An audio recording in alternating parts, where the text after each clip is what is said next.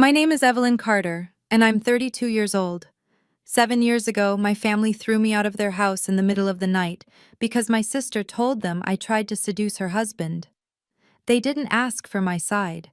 They didn't check the facts. They just believed her. And within 24 hours, I lost everything: my home, my scholarship, my future, and every person I thought loved me. I spent the next 7 years surviving what they put me through: homelessness, attacks, nights so dark I wasn't sure I'd see morning. I rebuilt my life from nothing, and I did it without them. Now they've found me, not to apologize, though that came later when they had no choice. They found me because they're drowning in debt, about to lose their house, and they need money. My money. They want me to forget those 7 years and save them from the consequences of their own choices. Before I tell you what I said to them, please take a moment to like and subscribe, but only if you genuinely connect with this story. I'd love to know where you're watching from and what time it is there. Drop a comment below. Let me take you back to where it all started, the night that changed everything. Growing up, I was the responsible one. Straight A's, scholarships, science fairs. I checked every box my parents valued. Madison was 3 years younger, and she was the one everyone loved. Not because she achieved anything, but because she knew how to make people feel good about themselves. I didn't mind. I thought there was room for both of us. By the time I turned 25, I had a full scholarship for my doctorate in molecular biology and a research position at a prestigious lab. I was building something. Madison had married Daniel Brooks at 21, right out of college, and moved into a house he bought for them. She became a stay-at-home wife, and suddenly, she was the daughter my parents bragged about. Madison knows what matters, Mom would say at family dinners. Family first, career second. Dad was worse. Evelyn, you're brilliant, but you're going to wake up one day and realize you've missed what's important. What's important, apparently, was getting married and having babies before 30. I was 25, single, and focused on my research. That made me selfish in their eyes. Difficult. Too independent. I told myself it didn't matter. I told myself my work would speak for itself. Then I got invited to present my research at the National Science Conference. It was the biggest opportunity of my career, a chance to present in front of leading researchers, potential investors, people who could change my entire trajectory. I was so excited I could barely sleep. Madison came to dinner the night I got the invitation. I watched her face as Mom and Dad congratulated me, watched the way her smile tightened at the corners.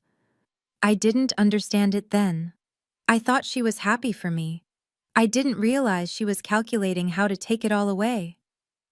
It was a Tuesday in March when my world ended. I was in my apartment, rehearsing my presentation for the 100th time, when my phone exploded with calls. Mom, Dad, my aunt, my uncle, all within 5 minutes. I answered Dad's call, and before I could say hello, he was yelling, "Get to the house, now!" "Dad, what's now, Evelyn?" I drove there with my heart hammering. When I walked in, the entire family was there: Mom, Dad, Madison, my aunt and uncle, even my cousin. Madison was sobbing on the couch, and the second she saw me, she pointed. "How could you?" she screamed. "How could you do that to me?" I stood there, frozen. "Do what?" "Don't play innocent," Dad said. His face was red, his jaw tight. Madison told us everything. Madison's voice shook as she spoke. "Last week, at the family barbecue, you wore that dress, that red dress, and you sat next to Daniel. You touched his arm. You leaned in close when you talked to him." I blinked. "I was passing him the salad." "You were flirting with my husband!" Madison's voice went shrill. "He told me you made him uncomfortable. He said you kept finding excuses to be near him." My mouth fell open. "That's not—" I barely spoke to him. We talked about the weather for maybe 2 minutes. "Liar!" Madison lunged toward me, and my uncle had to hold her back. I turned to my parents. "This is insane. I didn't do anything." Mom wouldn't look at me. She just shook her head, tears streaming down her face. Dad stepped forward. "Your sister is in pain. Her marriage is in trouble because of you, and all you can do is make excuses. I'm not making excuses, I'm telling you the truth. Enough. Dad's voice was cold. You have 24 hours to get out of this house. I stared at him. What? You heard me. Pack your things and leave. I won't have you destroying this family. I tried to reason with them. I begged them to listen. Please, I said, my voice breaking. Just let me explain. I didn't do anything wrong. You're still lying, Madison said, wiping her eyes. Even now. I turned to my mother. Mom, you know me. You raised me. Do you really think I would do this? She finally looked at me, and what I saw in her eyes broke something inside me. Disappointment. Disgust. I don't know what to think anymore, she whispered. I asked for proof. I asked to see the security camera footage from the backyard where the barbecue happened. I asked them to call Daniel and have him tell them exactly what I supposedly did. Dad refused. I don't need a camera to tell me what my daughter is going through. But I'm your daughter too. Not anymore. His voice was flat. You have until tomorrow night. After that, I'm changing the locks. I looked around the room. My aunt avoided my eyes. My uncle studied the floor. My cousin, who I'd helped with her college applications just 6 months earlier, turned her back. Only Aunt Helen met my gaze.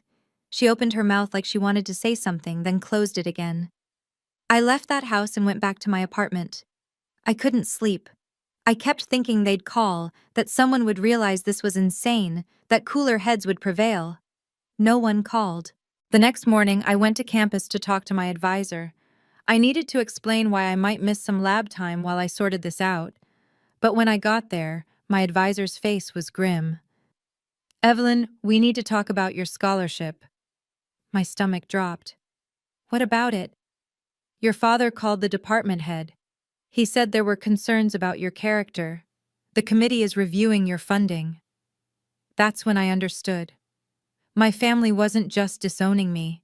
They were destroying every path forward I had. Within a week, my scholarship was suspended pending investigation. My research position was terminated. The story my father told, vague enough to be damaging, specific enough to sound credible, spread through the department like poison. I had $800 in my bank account and a car that barely ran. I moved out of my apartment when I couldn't make rent. For 3 months, I slept in my car in different parking lots, moving every night so no one would notice. I showered at the gym until my membership expired, then at truck stops.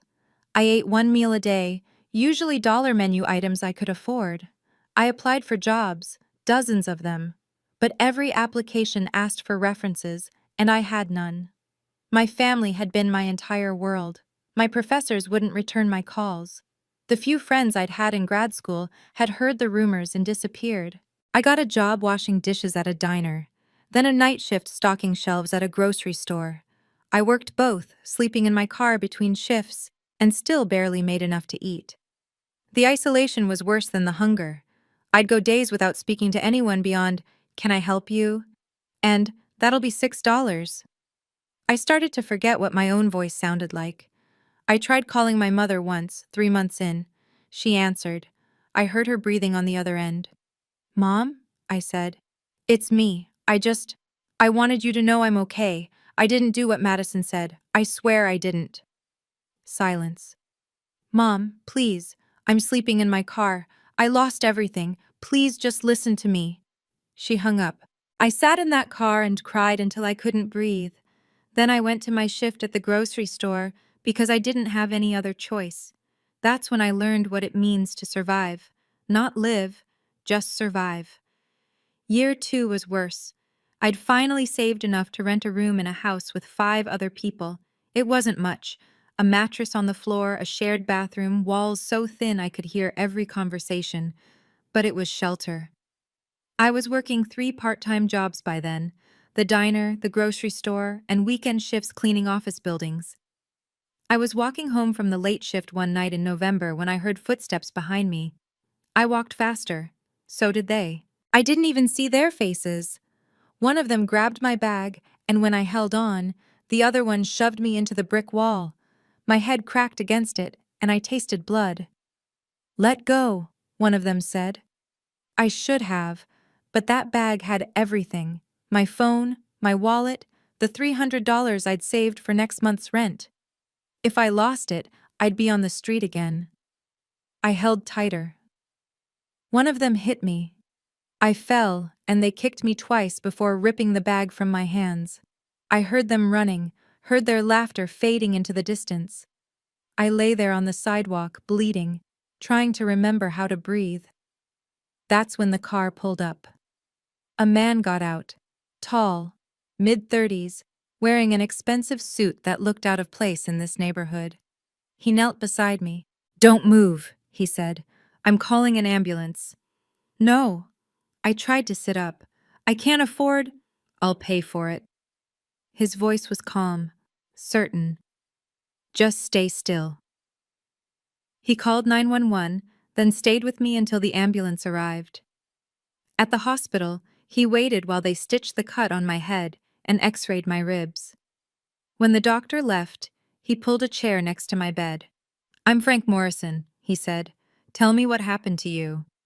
And for the first time in 2 years, someone actually listened. I told Frank everything. I don't know why, maybe because he was a stranger, or maybe because I was so tired of carrying it alone. I told him about Madison's lie, about my family throwing me out, about losing my scholarship and my research position. I told him about the car, the jobs, the 2 years of barely surviving. He listened without interrupting. When I finished, he was quiet for a long moment. "That's not right," he finally said. "None of that is right." I laughed, but it came out bitter. "Doesn't matter if it's right. It's done." "It matters." He leaned forward. "You said you were working on a doctorate before this happened. Molecular biology?" "Yeah, why?" "Because you're clearly intelligent, hardworking, and resilient as hell. Those are exactly the qualities I look for." I blinked at him. "Look for in what?" "Employees." He pulled out a business card and handed it to me. "I run an investment firm, Morrison Capital Group. We're always looking for talented people, and you're wasting your potential cleaning offices." I stared at the card. "I don't have a degree. I don't have references. I don't have anything." "You have 2 years of surviving something that would have broken most people. That's worth more than a resume." He stood up. "Think about it. When you're ready, call that number and ask for me. I'll make sure you get an interview." "Why would you do this?" He paused at the door. "Because someone helped me once when I had nothing. I'm just passing it forward." 3 days later, I called the number. A week after that, I interviewed for an administrative assistant position. 2 weeks later, I had the job. It paid $40,000 a year. To me, it felt like winning the lottery. If you've ever felt like no one believed in you, or if you've had to rebuild from nothing, I'd love to hear your story in the comments. What helped you keep going? And if this story is resonating with you, please hit that subscribe button. It helps me share these experiences with others who might need to hear them. Now, let me tell you what happened next. The first year at Morrison Capital, I worked harder than I'd ever worked in my life. I arrived early, stayed late, and volunteered for every project no one else wanted. I taught myself financial modeling, investment analysis, portfolio management, anything that would make me valuable. Frank noticed. 6 months in, he promoted me to junior analyst. A year after that, project manager. By year 3, I was leading client accounts worth millions. But more than the promotions, Frank gave me something I'd lost: the belief that I deserved success. He never pitied me. He pushed me, challenged me, expected excellence. When I made mistakes, he showed me how to fix them. When I succeeded, he made sure everyone knew. "You're not here because I felt sorry for you," he told me once. "You're here because you're good at this." Somewhere along the way, our relationship shifted. Late nights working on deals turned into dinners. Conversations about work turned into conversations about life. He told me about his own past, growing up poor, building his company from nothing, learning that success meant nothing without people to share it with. "I don't trust easily," he said one night over takeout in the office. "But I trust you." "Why?" I asked. Because you know what it's like to lose everything. People who've been broken and put themselves back together. They're the ones who understand what really matters. We started dating in year 4. He never rushed me, never pushed. He understood that trust was something I had to rebuild slowly, piece by piece. We got married in year 5. Small ceremony, just a handful of friends. I didn't invite my family. By then, I'd built a new life, and they weren't part of it. I'd learned to live without them. I thought I always would. 7 years after they threw me out, an email appeared in my inbox. The sender was my mother. The subject line was blank. I stared at it for 10 minutes before opening it. Evelyn, it read. This is Mom. I know you have every reason to be angry with us. I know we hurt you, but your father and I are in trouble, and we need to talk to you. Please, just once, we're still your parents. I read it 3 times. Then I showed it to Frank. What do you want to do? He asked. I don't know. My hands were shaking. 7 years, not a word. And now they need something. You don't owe them anything. I know. I closed my laptop. But I need to know what they want. I need to close this chapter. Frank squeezed my hand. Then we'll do it together. But on your terms, in a public place, and you don't have to give them anything. I arranged to meet them at a coffee shop downtown. Neutral ground, witnesses. They arrived 10 minutes late.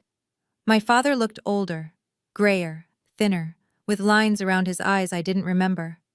My mother had aged too, her hair more white than brown now. They sat down across from me. Neither of them smiled. Evelyn, Dad said, thank you for meeting us. I didn't respond. I just waited. Mom reached across the table like she wanted to touch my hand, then thought better of it. You look well.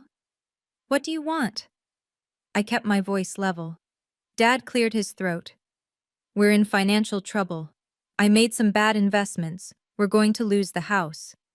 I see. We need help, Mom said quietly. We need money. I looked at them both. And you thought I would give it to you? Dad's jaw tightened. You're our daughter. No, I said.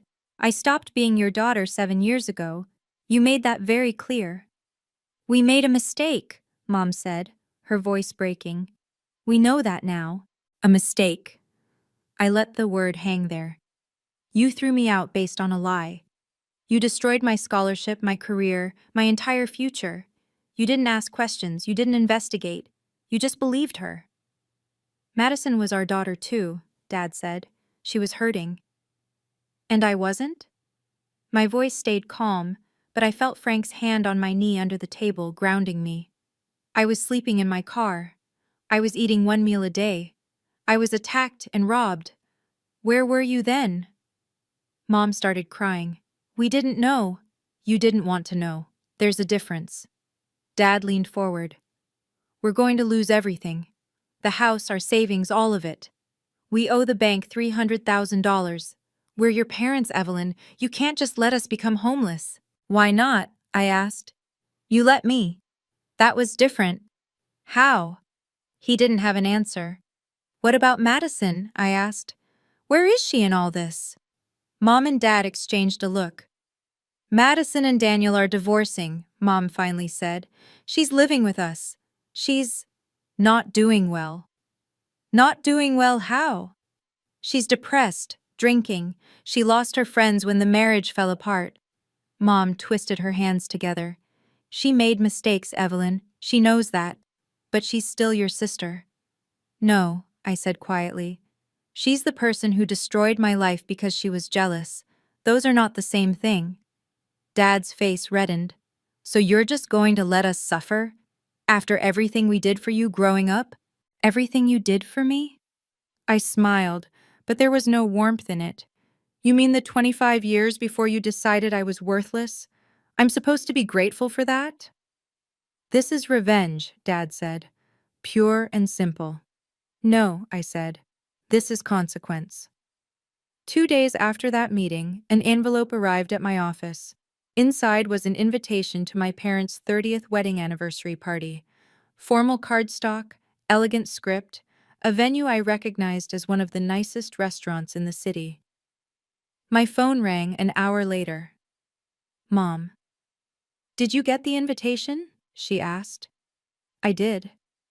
We'd like you to come. It's important to us, to the whole family, that we're all together for this. I almost laughed. You want me at your anniversary party? It's a chance to heal, she said, to move forward as a family. Move forward, I repeated. Is that what we're calling it? Evelyn, please. There will be 50 people there, family, friends, people who've known you since you were a child.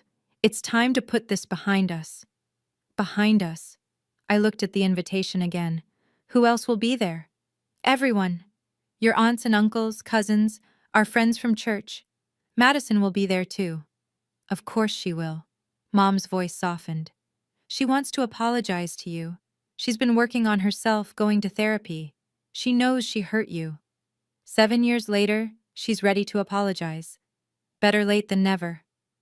I was quiet for a long moment. An idea was forming in my mind. Dangerous maybe, but necessary. I'll come, I said. You will? Mom sounded shocked. Yes, but I'm bringing my husband, and I have some conditions. What conditions? I'll tell you at the party. That night, I sat down with Frank and told him what I was planning. He listened carefully, then nodded. Are you sure about this? He asked. I'm sure. I've spent 7 years rebuilding my life. It's time they understood what they destroyed, and what I built without them. Frank smiled. Then let's make sure they can't ignore it this time. I made one more call that night, to Catherine Webb, the best lawyer I knew. I need your help, I told her, and I need documentation. The day before the party, my phone rang from an unknown number. Evelyn? It's Aunt Helen. I hadn't spoken to her in 7 years. Aunt Helen, I know I don't have the right to call you. I know I should have spoken up back then. Her voice was thick with emotion. But I need to tell you something before tomorrow night. I'm listening. I always knew Madison was lying. My breath caught. What? That week, after she made the accusation, I heard her on the phone with a friend. She was in the guest room, and I was walking past. She said, Helen's voice broke. She said, I had to do something. Evelyn's always been the perfect one.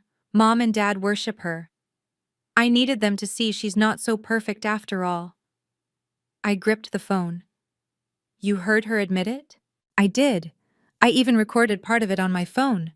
I'd been trying to capture a bird outside the window, and I didn't stop recording when I heard her voice. She paused.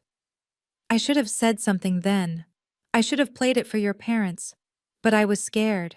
Scared of causing drama. Scared of being the one who tore the family apart. So you let them tear me apart instead. Yes. Her voice was barely a whisper. And I've regretted it every single day since. I'm so sorry, Evelyn. I'm so sorry. I was quiet for a long moment. Do you still have the recording? I do. I've kept it all these years. I kept thinking maybe one day I'd have the courage to bring it tomorrow, I said. To the party. Evelyn, what are you planning? I'm planning to tell the truth, all of it, in front of everyone. Your parents will be devastated. Good, I said. Maybe they'll finally understand what they did to me. Frank and I arrived at the Grandview exactly on time. I'd chosen my outfit carefully, a navy suit, professional and polished, with my wedding ring clearly visible. I wanted them to see what I'd become. The restaurant's private room was decorated with white flowers and gold accents. Round tables filled the space, already crowded with guests. I recognized most of them, relatives I hadn't seen in 7 years, family friends who'd known me since childhood. The conversations died as I walked in. My mother saw me first. Her eyes widened, then filled with tears. She rushed over, arms outstretched, but I stepped back. Hello, Mom. She stopped, lowering her arms. Evelyn, you came. You look beautiful. Thank you. My father approached more slowly. His eyes went to Frank, then to my left hand. You're married, he said. I am. This is my husband, Frank Morrison. Frank, these are my parents, Robert and Patricia Carter. Frank shook their hands with polite coolness. Nice to meet you. Around us, people were staring. I heard whispers, saw heads turning. My cousin Sarah approached hesitantly. Evelyn, is that really you? It is. I didn't think you'd come, after everything. She trailed off, uncomfortable. After everything, I agreed. My Uncle Tom walked over, his face carefully neutral. Good to see you, Evelyn. You've done well for yourself, I hear. I have. Your father mentioned you're in finance now? I'm COO of Morrison Capital Group. His eyebrows rose. Several people nearby turned to look. Morrison Capital was well known, a multi-billion-dollar firm that regularly made headlines. That's impressive, Tom said. Thank you. Across the room, I saw Madison. She was sitting alone at a corner table, thinner than I remembered, her face pale. When our eyes met, she looked away. My mother touched my arm. Please, let's not make a scene. Can we just have one nice evening? Of course, I said. Let's have a nice evening. Dinner was served. I sat at a table with Frank, Aunt Helen, and several cousins I barely remembered. The conversations around me were awkward, full of careful small talk that avoided the obvious questions. Then my father stood up and tapped his glass. The room went quiet. Thank you all for being here tonight, he said, his voice carrying across the room. Patricia and I are grateful to celebrate 30 years of marriage with the people we love most. Polite applause. Marriage isn't easy, he continued. It requires forgiveness, understanding, and the willingness to work through difficult times. Family requires the same things. He looked directly at me. We're especially grateful that our daughter Evelyn could join us tonight after many years of distance. Family is everything, and we're glad to have our family whole again. More applause. People were looking at me, smiling, as if this were a heartwarming reunion. My father wasn't done. These past few years have been challenging for Patricia and me. We've faced financial difficulties, and we've learned who our real family is. We've learned that when times are hard, family steps up to help each other. He raised his glass toward me. To family, to forgiveness, and to moving forward together. Everyone drank. Everyone except me. My mother was crying again, dabbing at her eyes with a napkin. Several relatives were nodding approvingly, as if my father had just delivered a touching speech about reconciliation. But I'd heard what he really said. He'd just told a room full of people that I was expected to help them financially. He'd framed it as family duty, as the right thing to do, in front of witnesses who would judge me if I refused. I stood up. The room went silent again. Thank you, Dad, I said. That was a beautiful speech. But I think we should be clear about what we're really talking about tonight. My father's face went red. Evelyn, this isn't the time. When is the time? I asked. You just told everyone here that family helps family, so let's talk about family. Please sit down, my mother said, her voice shaking. No. I stayed standing. 7 years ago, you threw me out of your house because Madison told you I tried to seduce her husband. You didn't ask for my side of the story. You didn't investigate. You just believed her. Gasps rippled through the room. People who'd been smiling moments ago now looked shocked. That's not, my father started. I lost everything, I continued, my voice steady. My scholarship, my research position, my home. I was 25 years old, and you put me on the street with $800 and a car that barely ran. Evelyn, stop, my mother pleaded. I spent 2 years homeless. I was attacked and robbed. I worked 3 jobs just to afford a room with 5 strangers, and none of you, not one of you, asked if I was okay. The room was dead silent now. I saw my Uncle Tom's face go pale. Sarah had her hand over her mouth. Then Madison stood up. Stop, she said, her voice breaking. Just stop. Everyone turned to look at her. I can't do this anymore. Tears were streaming down her face. I can't sit here and let this happen. Madison, sit down, my father said sharply. No. She walked to the center of the room, shaking. Evelyn didn't do anything. She never touched Daniel. She never flirted with him. I made it up. My mother gasped. What? I lied. Madison's voice rose, desperate. I lied about all of it. Evelyn never did anything wrong. I was jealous. She was so perfect and everyone loved her, and I wanted them to see that she wasn't perfect. So I lied. The room erupted in shocked whispers. My father stood frozen, his face ashen. Madison, what are you saying? I'm saying I destroyed Evelyn's life because I was jealous. Madison was sobbing now, her whole body shaking. Daniel never did anything. Evelyn never did anything. It was all me. All my lie. But you were so upset, my mother said, her voice barely audible. You were crying. You said, I know what I said, Madison screamed. And it was all a lie. I've been living with it for 7 years and I can't anymore. I can't watch you beg her for money when this is all my fault. The room was in chaos now, people talking over each other, voices rising in shock and anger. Aunt Helen stood up. She walked to the center of the room, her phone in her hand. I have proof, she said. Everyone went quiet. Helen looked at me, then at my parents. A week after Madison made her accusation, I heard her on the phone with a friend. She admitted she'd lied. I recorded it. My father's face went from pale to gray. You what? I was a coward, Helen said, her voice shaking. I should have come forward then, but I'm not going to be a coward anymore. She pressed play on her phone. Madison's voice filled the room, tinny but clear through the restaurant's sound system that someone had connected her phone to. I had to do something. Evelyn's always been the perfect one. Mom and Dad worship her. I needed them to see she's not so perfect after all.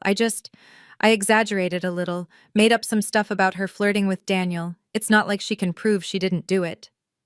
The recording ended. The silence that followed was deafening. I reached into my bag and pulled out a folder. I also have this. This is the moment where many people ask, should she forgive them? What would you do in her position? I want to hear your thoughts in the comments, not just about forgiveness, but about boundaries and accountability. If this story is making you think, please share it with someone who might need to hear it. Now here's what I said next. I walked to the center of the room and placed the folder on my parents' table. This is my employment contract from 7 years ago, I said. The week Madison accused me of flirting with Daniel at your barbecue, I was in Singapore for a work conference. I have the plane tickets, hotel receipts, and signed documentation from 12 witnesses who can confirm I was there. My father opened the folder with shaking hands. His face went from gray to white. I couldn't have been at that barbecue, I continued, because I was 7,000 miles away, presenting research to international investors. But none of you asked. None of you checked. A woman I didn't recognize stood up. I'm Catherine Webb, Ms. Carter's attorney. All of these documents have been notarized and verified. Ms. Carter was physically impossible to have been where she was accused of being. Oh my God, my mother whispered. She looked at Madison. You said it was last week's barbecue. You were so specific. I was wrong about the date, Madison said desperately. I was confused. Stop, my voice cut through her excuses. Just stop lying. I turned to address the entire room. 7 years ago, my family chose to believe a lie without asking a single question. They destroyed my scholarship, my career, and my reputation. They threw me out with nothing and told everyone I was a homewrecker. I looked at my father. You called my department head and told him there were concerns about my character. You made sure I couldn't go back to school. You didn't just disown me. You tried to make sure I could never recover. I was protecting my family, he said weakly. I was your family. My voice didn't shake. And you threw me away like garbage. My mother stood up and walked toward me, her hands outstretched. Evelyn, honey, I'm so sorry. I didn't know. We didn't know. You didn't know because you didn't ask. I didn't move away from her, but I didn't move toward her either. You chose to believe the worst of me without a single piece of evidence. We were wrong. She was crying openly now. We were so wrong. Please, you have to forgive us. I don't have to do anything. My father approached, his face crumbling. Evelyn, I made a terrible mistake. I should have listened to you. I should have investigated. I was trying to protect Madison, and You were trying to protect your image, I said. You were worried about what people would think if your daughter was sleeping with her sister's husband. You didn't care about the truth. You cared about appearances. That's not fair, isn't it? I looked around the room. You're doing the same thing now. You invited me here in front of all these people and had Dad make that speech about family helping family. You were trying to pressure me into giving you money by making it a public expectation. My mother's face flushed. We just thought, You thought I'd be too embarrassed to say no in front of everyone. I shook my head. You haven't changed at all. Madison stumbled forward. Evelyn, please. I know I can never make this right. I destroyed your life. I took everything from you. But I'm begging you. Begging me for what? I asked. Forgiveness? Money? Both? I just want you to know I'm sorry. She fell to her knees. I'm so sorry. I'll do anything. I looked down at her. You can't give me back 7 years. You can't give me back my doctorate, my research, the life I should have had. Your apology doesn't fix any of that. My father's voice hardened. So you're just going to let us lose everything? We're about to be homeless, Evelyn. You can help us, and you're choosing not to. You let me be homeless, I said quietly. For 2 years. No one asked if I had food. No one asked if I was safe. No one cared. We didn't know. You could have known. You could have called. You could have checked. You chose not to. But we're your parents. My mother's voice broke. We raised you. We fed you, clothed you, paid for your education. For 25 years, I interrupted. And then you decided none of that mattered anymore. You decided I was worthless based on a lie you didn't bother to verify. My father stepped closer. You're really going to stand there and watch us lose our home? Yes. The single word fell like a stone into the silence. You're cruel, he said. You're vindictive and cruel. No, I said. I'm setting boundaries. There's a difference. I pulled out a piece of paper from my bag and placed it on the table. This is a list of social services, housing assistance programs, and financial counseling organizations. They can help you navigate bankruptcy and find affordable housing. My mother stared at the paper. You're giving us a list?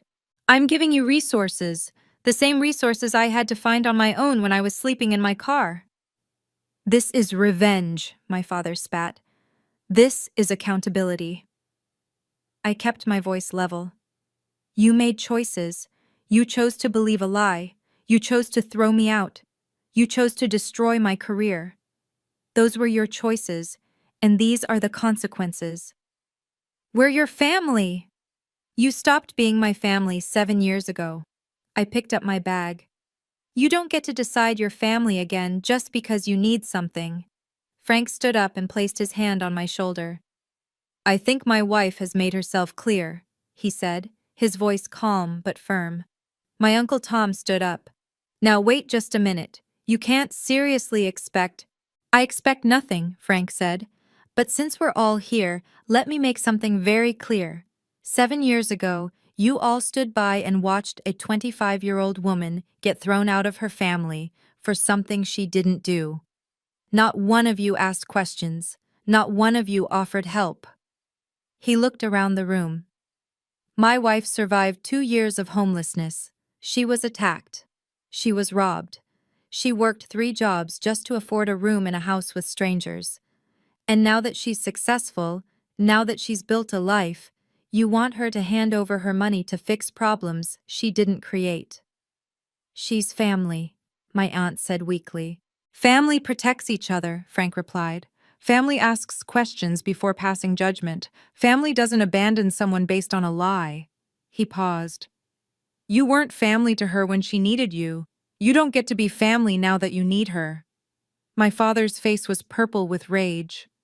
Who the hell do you think you are? I'm the person who found her bleeding on a sidewalk after she'd been robbed. I'm the person who gave her a chance when no one else would. I'm the person who saw her worth when her own family couldn't. Frank's voice was steel. And I'm the person who will make sure she never doubts her worth again. My mother turned to me, desperate. Evelyn, please. We're sorry. We'll do anything. Just please don't let us lose our home. You didn't just let me lose my home, I said. You made sure I had nowhere to go. You called my school, you spread rumors, you tried to destroy any chance I had of rebuilding. We made a mistake. No, I said. You made a choice. I turned to face the entire room. Most people wouldn't meet my eyes. Some looked ashamed. Others looked angry. I want everyone here to understand something, I said. I'm not doing this out of hatred. I'm not trying to hurt anyone. I'm simply refusing to save people from the consequences of their own choices. I looked at my parents. You chose to believe Madison without evidence. That was your choice. You chose to throw me out without asking questions. That was your choice. You chose to try to destroy my career. That was your choice. My father started to speak, but I held up my hand. And Dad, you chose to make bad investments. You chose to risk your retirement and your home. Those were your choices too. I'm not responsible for any of them.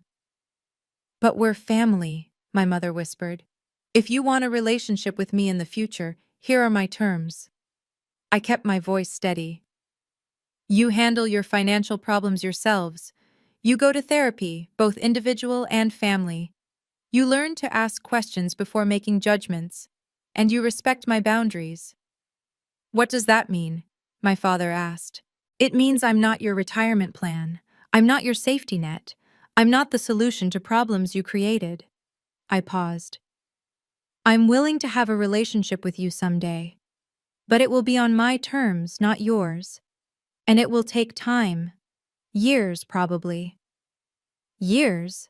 My mother looked stricken. 7 years, I said. The same amount of time you let me suffer before you cared enough to reach out. I turned to Madison. She was still on her knees, tears streaming down her face. As for you, I said, I don't hate you. But I don't forgive you either. What you did was unforgivable. You destroyed my life because you were jealous. Madison looked up at me, her face blotchy and swollen. I know. I know I don't deserve forgiveness. I don't deserve anything from you. You're right. You don't. I pulled another piece of paper from my bag. But I'm not going to be the person who destroys you the way you destroyed me. I handed her the paper. This is the name and number of a therapist who specializes in addiction and family trauma. I've paid for your first 3 sessions. Madison stared at the paper, then at me. Why would you do that? Because I'm not you. I crouched down so we were eye level. You ruined my life because you were weak and jealous. I'm not going to ruin yours because I'm strong enough not to. I don't understand. You need help, Madison. Real help.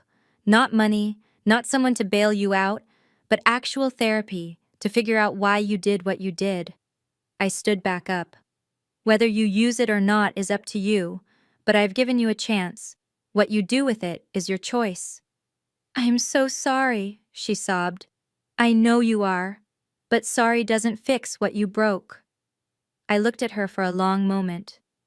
You have to fix yourself, and you have to do it without me. I walked back to Frank. Around us, the room was still silent. People were staring, some with their mouths open, others with tears in their eyes. My cousin Sarah stood up. Evelyn, I should have reached out. I should have asked if you were okay. I'm sorry. Thank you, I said simply. My Uncle Tom cleared his throat. Your father, he told us you'd done something terrible. We believed him. We shouldn't have. No, I agreed. You shouldn't have. One by one, a few relatives approached, not many, but some. They apologized. They said they should have asked questions. I accepted their apologies with quiet grace, but I didn't promise anything. But not everyone apologized. Some people gathered around my parents, offering comfort, shooting me angry looks. I heard whispered comments. She could help them if she wanted to. It's cruel to watch your parents suffer. Family is supposed to forgive. But others, more than I expected, looked at my parents with something close to disgust. My Aunt Carol, who I'd barely known, walked up to my father. "Robert, you threw your daughter out without proof. You destroyed her life, and now you expect her to save you?" She shook her head. "That's not how this works." "She's our daughter," my father started. "She was your daughter," Carol interrupted. "You made her not your daughter. You don't get to change that now that it's convenient." Another family friend, someone I vaguely remembered from childhood, approached my mother. "Patricia, I've known you for 30 years. I never thought you'd be capable of something like this." My mother just cried harder. Aunt Helen came to stand beside me. "I'm proud of you," she said quietly. "I know that doesn't mean much coming from me, but I am." "Thank you for the recording," I said, "for finally speaking up. It was 7 years too late." "Yes," I agreed, "but better late than never." She hugged me, and I let her. Not everyone deserved forgiveness, but Aunt Helen had at least tried to make things right. My parents stood in the center of the room, isolated. People were leaving now, the party clearly over. Some stopped to say goodbye to me, to Frank. Almost no one said goodbye to my parents. I watched my father's face as he realized what was happening. His party, his celebration, had turned into his public humiliation. He'd tried to use social pressure to force my hand, and it had backfired spectacularly. "We should go," Frank said softly. I nodded, but there was one more thing I needed to say. I walked to the center of the room one last time. The remaining guests turned to look at me. "I want to say something to everyone here," I said. "Not just to my family, but to all of you." The room went quiet again. 7 years ago, I lost everything because of a lie. I lost my home, my education, my career, and my family. I spent years surviving things no one should have to survive. I paused. But I did survive. And I learned something important. I looked around the room, meeting eyes. I learned that my worth isn't determined by whether people believe me. It's not determined by whether my family loves me. It's not determined by anything except what I choose to build for myself. I learned that setting boundaries isn't selfish, it's necessary, that protecting yourself isn't cruel, it's survival, and that forgiving someone doesn't mean letting them hurt you again. I turned to my parents one last time. "I don't hate you. I don't wish you harm, but I also don't owe you my peace, my money, or my forgiveness. You made choices, and now you're facing the consequences of those choices. That's not my fault. It's not my responsibility to fix." My mother opened her mouth to speak, but I shook my head. "I'm done explaining myself. I'm done justifying my boundaries. I'm done feeling guilty for protecting myself." I took Frank's hand. I found my family, the people who stood by me when I had nothing, the people who believed in me when no one else did. That's my family now. I looked at Aunt Helen, at Catherine Webb standing by the door, at Frank beside me. "Family isn't about blood," I said. "It's about who shows up when everything falls apart, and who stays when you rebuild." Frank and I walked toward the door. Behind us, I heard my mother crying, my father's angry voice, Madison's sobs. I didn't look back. 2 weeks after the party, Aunt Helen called with an update. "I thought you should know what's happening," she said. "Your parents sold the house. They're moving into a 2-bedroom apartment next month." "Good," I said. "That's a smart decision. Your father is working with a financial counselor. He got a part-time job as a consultant for his old bank." She paused. "He's angry, Evelyn. He feels humiliated." "He humiliated himself." "I know, but I think he's starting to understand. Your mother definitely is. She started therapy last week." "That's good." And I meant it. I didn't want them to suffer forever. I just wanted them to take responsibility. Madison moved out. Helen continued. She got a studio apartment and a job at a grocery store. She's still going to AA meetings. She asked me to tell you she's using the therapist you recommended. I hope it helps her. Do you really? Helen asked gently. I thought about it. Yes, I don't want her life to be destroyed. I just don't want to be the one to save it. That's fair. Helen was quiet for a moment. Several people from the party have reached out to me. They wanted to know how to contact you, to apologize properly. Tell them they can send letters to your address. You can forward them if you want. Will you read them? Maybe, eventually. I looked out my office window at the city below. I'm not closing the door completely, Helen, but I'm also not opening it wide. They need to prove they've changed, not just say they're sorry. I understand. She hesitated. For what it's worth, I think you handled everything perfectly. You were strong and kind and fair, even when they didn't deserve it. Thank you. After we hung up, I sat with the information for a while. My parents were facing consequences. Madison was trying to change. The family was fractured, possibly forever. And I felt peaceful. Life moved forward. 3 months after the party, I was promoted to Chief Operating Officer of Morrison Capital. Frank and I celebrated with a quiet dinner at home, just the two of us. I'm proud of you, he said, raising his glass. Not just for the promotion, for everything. I couldn't have done it without you. Yes, you could have, he smiled. I just made it easier. We'd started talking about having children. The conversation scared me. What if I became like my parents? What if I failed the way they had? Frank understood. You won't, he said. Because you know what it feels like to not be believed.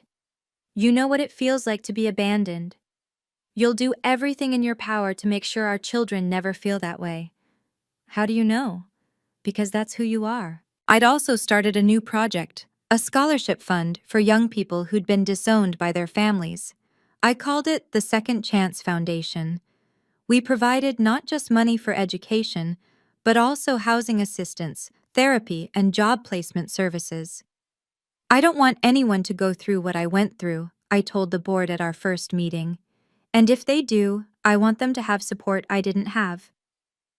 The foundation launched with $1 million donation from Morrison Capital. Within 6 months, we'd helped 15 people get back into school and find stable housing. One of them, a 19-year-old named Sophie, sent me a letter. You gave me hope when I thought I had none. Thank you for showing me that being disowned isn't the end of my story.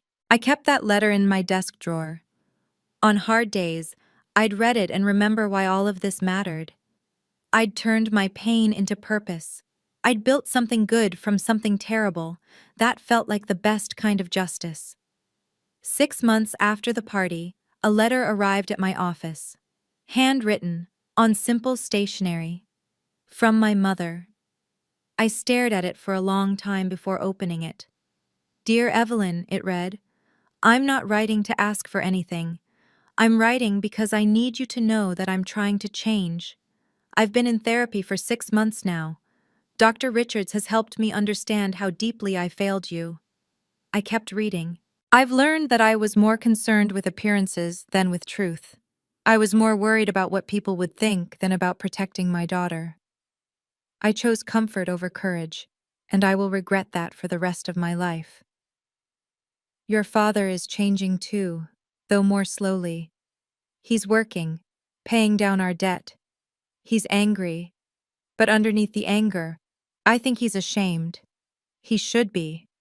I'm not asking you to forgive me. I don't deserve that. But I want you to know that I'm working on becoming the mother I should have been 7 years ago. Even if it's too late for us, I want to be better. Madison is doing better. She's been sober for 4 months. She got a promotion at work. She talks about you sometimes, about how you gave her a chance when you didn't have to. She's trying to become someone worthy of that gift. I don't know if you'll ever want a relationship with me again. I understand if you don't. But if you ever do, I'll be here. And I'll listen this time. Really listen. The letter ended with, I love you. I always have. I just didn't show it when it mattered most. Mom. I folded the letter and put it in my desk drawer next to Sophie's letter. I wasn't ready to respond. Maybe I never would be. But I also didn't throw it away. Looking back on those 7 years, I realize I learned lessons I never wanted to learn. I learned that family isn't always safe, that the people who are supposed to protect you can be the ones who hurt you most. And that's not your fault. I learned that setting boundaries doesn't make you a bad person. It makes you someone who understands that you can't set yourself on fire to keep others warm. I learned that forgiveness is a choice, not an obligation. Some people will tell you that you have to forgive to move on. They're wrong. You can heal without forgiving. You can find peace without reconciliation. I learned that you don't have to save people who won't save themselves. My parents made their choices. Madison made hers. Those consequences belong to them, not to me. Most importantly, I learned that my worth isn't determined by whether people believe me, love me, or value me. It's determined by how I see myself and what I choose to build. I built a life I'm proud of, a career that challenges me, a marriage that supports me, a foundation that helps others who've been where I was. I did all of that without my family's help, without their approval, without their belief in me. And that's the greatest victory of all. Not that I won, but that I survived. Not that I got revenge, but that I refused to let their abandonment define me. Sometimes people ask me if I regret not helping my parents financially. The answer is no. Not because I'm cruel, but because helping them would have taught them nothing. It would have enabled them to avoid the consequences of their choices. It would have told them that they could treat people terribly and still expect to be rescued. I don't regret my boundaries. I regret that they were necessary in the first place. Last month, Frank and I hosted a dinner party at our house. Not a big event, just the people who matter most. Catherine Webb was there, telling stories about her latest case. Aunt Helen brought homemade pie. A few colleagues from Morrison Capital came, people who'd become genuine friends over the years. Sophie, the scholarship recipient who'd written me that letter, was there too. She'd just finished her first year of college with a 4.0 GPA. She was studying social work, she told me, because she wanted to help people the way I'd helped her. You gave me more than money, she said. You gave me proof that I could rebuild. You did the rebuilding, I told her. I just opened a door. Frank stood up to make a toast. To family, he said. Not the family you're born into, but the family you choose. The people who show up when things are hard. The people who believe in you when you don't believe in yourself. The people who stay. Everyone raised their glasses. I looked around the table at these faces, people who'd seen me at my worst and loved me anyway. People who'd never asked me to prove I was worth their time. This was my family now. After dinner, Frank found me on the back porch, looking at the stars. You okay? He asked. Yeah. I leaned into him. I was just thinking about how different my life is now from what I thought it would be. Better or worse? Different, I said. I lost the family I was born into, but I found the family I needed. He kissed the top of my head. They lost you. That's their tragedy, not yours. I know. And I did. Finally, after 7 years, I really knew. I wasn't the one who should feel guilty. They were, and that knowledge set me free. Last week, I spoke at a university about the Second Chance Foundation. The auditorium was packed with students, many of them dealing with their own family struggles. How did you get through it? One student asked. When you had nothing, when everyone abandoned you, how did you keep going? I thought about it carefully. I didn't do it alone, I said. And I didn't do it by pretending it didn't hurt. I survived by letting myself feel the pain, then choosing to build something anyway. Another student raised her hand. Do you regret not helping your family? No, because helping them would have meant teaching them that actions don't have consequences, that they could destroy someone and still expect to be rescued. I paused. Real help isn't doing things for people. Real help is supporting them while they do the hard work themselves. What if they never change? Someone asked. Then they don't. And that's sad, but it's not my responsibility to fix. I looked around the room. You're not responsible for saving people who won't save themselves. You're not responsible for managing other people's emotions. You're only responsible for your own healing and your own growth. After the talk, several students approached me. They shared their stories, parents who'd disowned them for being gay, families who'd cut them off for choosing different careers, siblings who'd betrayed them. Each story was different, but the pain was the same. You're going to be okay, I told each of them. It doesn't feel like it now, but you will. You'll build a life you're proud of. You'll find people who value you, and one day, you'll look back and realize that losing people who didn't appreciate you made room for people who do. I believed it because I'd lived it. The family that abandoned me taught me what I didn't want to be. The family I built taught me what I could become. If you're watching this and you're in a similar situation, if you've been abandoned by family, blamed for things you didn't do, or pressured to forgive people who hurt you, I want you to hear this. You don't owe anyone an apology for protecting yourself. You're not selfish for setting boundaries. You don't have to save people who chose not to save you. My family made their choice 7 years ago. They chose to believe a lie over their daughter. They chose appearances over truth. They chose comfort over courage. Those were their choices, not mine. I made my own choices. I chose to survive. I chose to rebuild. I chose to create a life worth living, even when they tried to make sure I couldn't. And when they came back, desperate and broke, asking me to forget everything and rescue them, I chose myself. Not because I'm cruel, not because I wanted revenge, but because I learned that I'm not responsible for the consequences of other people's choices. They wanted me to set myself on fire to keep them warm. I refused. That's not heartless. That's self-preservation. 7 years ago, my family destroyed my life because my sister was jealous. Today, they're facing the consequences of that choice. I didn't cause those consequences. I'm just not preventing them. There's a difference between punishment and accountability. I'm not punishing them. I'm simply refusing to shield them from the results of their own actions, and I'm not sorry for that. I built a beautiful life from the ashes of the one they burned down. I found love, success, purpose, and peace. I found a family that values me. They could have been part of that. They chose not to be. That was their choice. This is mine. Thank you for listening to my story. If it resonated with you, I'd love to hear your thoughts in the comments. Have you ever had to set boundaries with family? How did you navigate that? I have 2 questions for you. Option A. Should people always forgive family no matter what? Option B. Is it okay to prioritize your own healing over family reconciliation? Leave your answer, A or B, in the comments, and tell me why.